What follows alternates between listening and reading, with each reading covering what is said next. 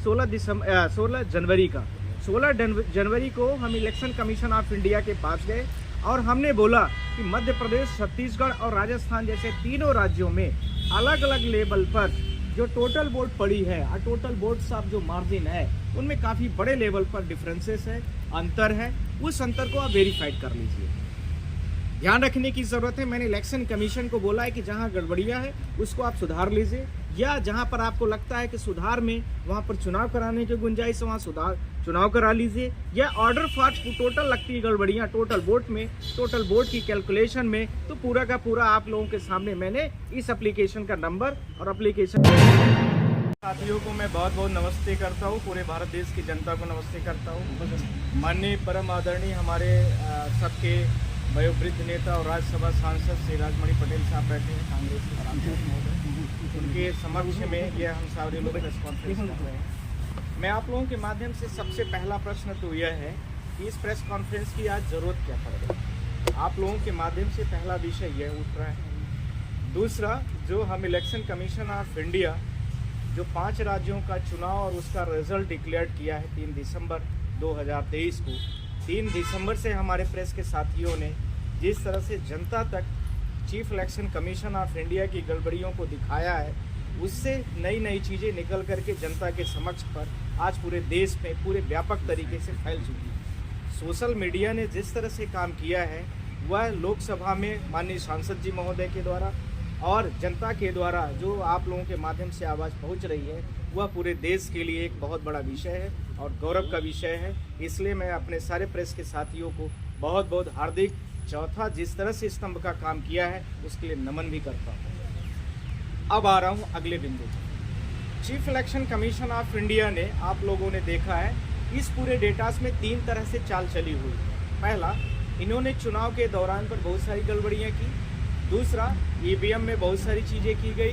तीसरा, जो इन्होंने डेटा प्रोड्यूस किया उस पर भी की गई।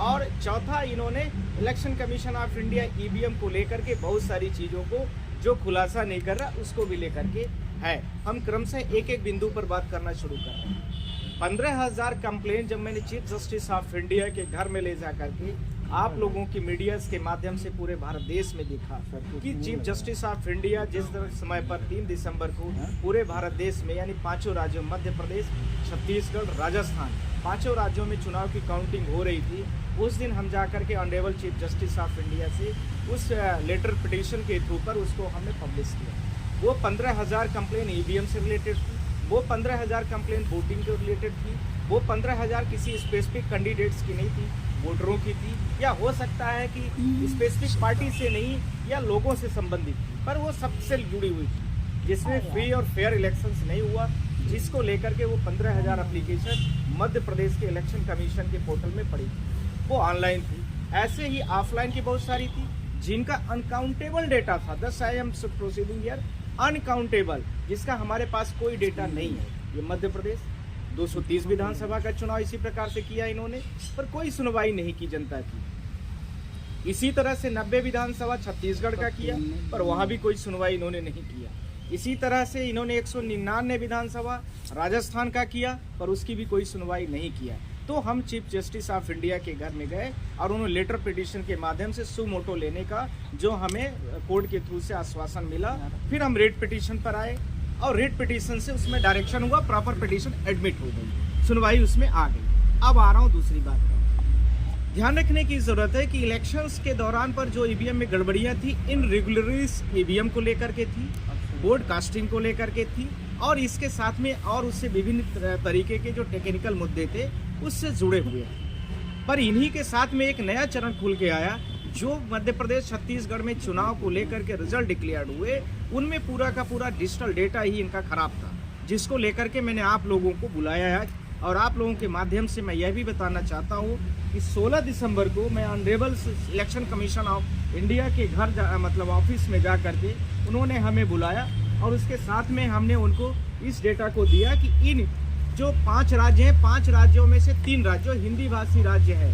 आप लोगों के सामने आप लोग देख सकते हैं, ये आप लोगों के सामने मैं इसको दिखाना भी चाह रहा हूँ, आप लोग इसको देख लीजिए सारे लोग। यह डेटा है 16 जनवरी का। 16 जनवरी को हम इलेक्शन कमीशन ऑफ इंडिया के पास गए और हमने बोला कि मध्य प्रदेश, छत्तीसगढ़ और राजस्थान जैसे तीनों राज्यों में अलग अलग लेवल पर जो टोटल वोट पड़ी है और टोटल वोट्स ऑफ जो मार्जिन है उनमें काफ़ी बड़े लेवल पर डिफरेंसेस है, अंतर है। उस अंतर को आप वेरीफाइड कर लीजिए। ध्यान रखने की ज़रूरत है, मैंने इलेक्शन कमीशन को बोला है कि जहां गड़बड़ियां है उसको आप सुधार लीजिए, या जहां पर आपको लगता है कि सुधार में वहां पर चुनाव कराने की गुंजाइश है वहां चुनाव करा लीजिए, या ऑर्डर फॉर टोटल लगती है गड़बड़ियां टोटल वोट में, टोटल वोट की कैलकुलेशन में, तो पूरा का पूरा आप लोगों के सामने मैंने इस एप्लीकेशन का नंबर और एप्लीकेशन के साथ में स्टेटस भी दे दिया हूँ। अब इलेक्शन में गड़बड़ियां क्या हुई है मैं आपको सामने यह बोलना चाहता हूँ। मैं एक छोटा सा राज्य राजस्थान की बात करना चाहता हूँ। राजस्थान में कुल मिला के जो टोटल वोट्स पड़ती है और जो टोटल लीड्स होती है और टोटल मार्जिन होती है, इन्हीं तीनों के बीच का बड़ा खेला है। टोटल राजस्थान में जो सीट है 199 सीट हुई, जिसमें से जो कांग्रेस ने जीता है, कांग्रेस को उसमें मिली हुई है, बीजेपी को मिली है 115 सीट, और इसके साथ में कांग्रेस को जो मिला हुआ है उसमें है 69 सीटें। ठीक, यानी 119 सीटों के चुनाव में 115 सीट बीजेपी जीत जाती है, 69 में कांग्रेस जीत जाती है। 115 सीट में कुछ न कुछ डिफरेंसेस रहा होगा, जाहिर सी बात है, और कंटेस्टिंग पार्टी वहां कांग्रेस है, ये भी ध्यान रखने की जरूरत है। यदि दूसरी पार्टी कोई कंटेस्ट की है तो हमने जो लीड्स का मार्जिन दिया है वो कांग्रेस और भाजपा के बीच का लिया है, ये भी ध्यान रखने की जरूरत है। तो लीड्स का जो डिफरेंसेस है, यानी जहां पर कांग्रेस ने भी फाइट की है, मान लीजिए दूसरी कोई और पार्टी है या कांग्रेस कहीं पर फाइट विन की है पर वहां पर दूसरी कोई पार्टी नहीं, बीजेपी कंटेस्टिंग नहीं रही, तो जहां बीजेपी और कांग्रेस के दोनों के बीच का ही मार्जिन मैंने लिया है, यह भी मैं आप लोगों के सामने स्पष्ट करना चाहता हूं, क्योंकि कई जगह इंडिपेंडेंट भी जीतते हैं, कई जगह इंडिपेंडेंट या दूसरे कंटेस्टिंग पार्टीज भी उसके साथ में आती हैं, तो यह भी होता है। इसके साथ में राजस्थान में 115 सीटों का जो चुनाव बीजेपी जीती है उसमें इसको टोटल वोट्स मिलती 44 लाख। कितना मिल रही है? 44 लाख। वो लीड्स है, लीड्स की वोट है, इतनी वोट वो पाती है लीड्स में। कांग्रेस पाती है 28 लाख के आसपास, 28 लाख के आसपास में कांग्रेस पाती है। अब इन टोटल वोट्स का जो डिफरेंसेस आता है वो आ रहा है 16 लाख के आसपास में। कितना है? लमसम 16 लाख है। अब यह लीड्स का डिफरेंसेस होना चाहिए टोटल बीजेपी का जो टोटल वोट्स है, यानी 199 सीटें जितना बीजेपी लड़ी हुई है चुनाव, 199 सीटों पर जितना टोटल चुनाव में वोट पाई है, माइनस 199 सीटों में जितना कांग्रेस लड़ी है, उनके टोटल के डिफरेंसेस के बराबर होना चाहिए। तो आप लोग सोच रहे होंगे कि टोटल वोट बीजेपी जो है और कांग्रेस पाई कितना है, तो वही मैं आपको बताना चाहता हूँ। बीजेपी जो पा रही है 199 सीटों पर टोटल्स पा रही है 1,65 लाख, 1,65 लाख, और जो भाजपा पा रही है 1,56 लाख। तो दोनों के बीच का डिफरेंसेस जो आ रहा है लमसम आ रहा है 9 लाख के आसपास में। यह 9 लाख का डिफरेंसेस आता है इनके बीच का। अब यह 9 लाख का डिफरेंसेस इक्वल किसके होना चाहिए? लीड्स के, ध्यान रखने की जरूरत है। तो leads does not equal to the total differences of the votes in between the BJP and Congress. Point number 1. Point number 2, that the BJP Election Commission of India भी कहती है कि बीजेपी गवर्नमेंट राजस्थान में 2% के मार्जिन से जीत जाती है। तो 2% का मार्जिन का मतलब आप लोग सारे लोग जानते हैं कि 2% का हाफ कितना होता है? 1% होता है।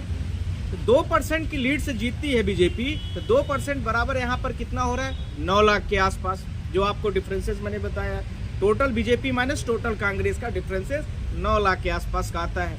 तो 9 लाख जो है तो 2% है, तो आप लोग सारे लोग बताइए 1% बराबर 4.5 लाख हुआ। तो 100% बराबर कितना होना चाहिए? 4.5 करोड़ के आसपास में। ठीक, 4.5 करोड़ वोट पड़नी चाहिए टोटल मिला करके। तो हमने 199 विधान